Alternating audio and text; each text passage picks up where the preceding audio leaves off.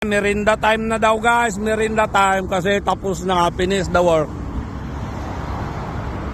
Oh, finish the work, merinda time na. 2:30 PM.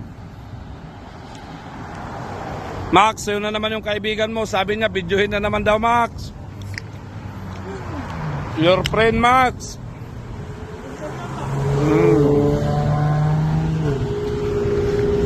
So guys, oras na ng merinda. 2:30, finish na already. So, merinda. Mumurahin lang merinda niya guys, kay pizza only.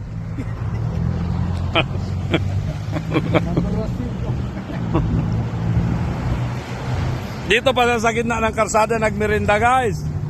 In the middle of the road making snack.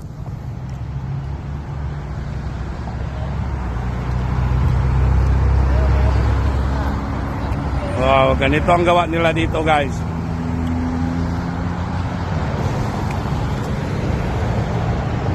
Yeah, don't close, open always.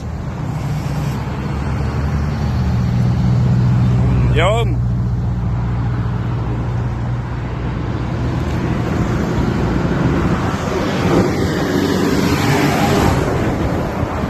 Yan yung stoplight dito sa Kmart. Andoon yung Kmart.